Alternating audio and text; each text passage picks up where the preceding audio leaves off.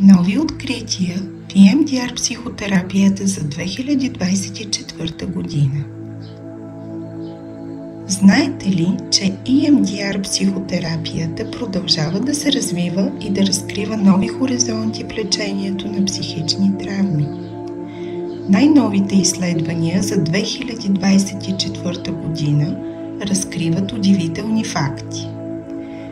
Неврогенеза и EMDR. Новите проучвания показват, че EMDR може да подпомогне процесът на неврогенеза, създаване на нови неврони в мозъка. Това откритие предлага нови перспективи за възстановяване на мозъчните функции след травматични събития. EMDR и хронична болка. Учени са открили, че EMDR терапията може значително да намали симптомите на хронична болка. Процесът на рефокусиране на вниманието и преработка на травматичните спомени може да промени начинът, по който мозъка обработва болковите сигнали. Виртуална реалност и EMDR.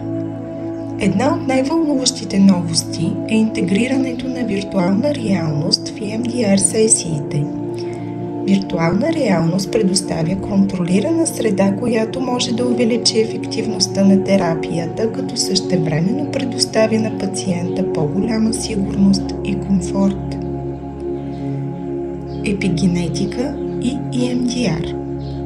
Изследванията в областта на епигенетиката показват, че EMDR терапията може да предизвика епигенетични промени, които влияят на начина, по който гените се изразяват. Това може да има дълготраен положителен ефект върху психичното здраве. Ако сте любопитни да научите повече за тези нови открития и как те могат да ви помогнат, последвайте ме.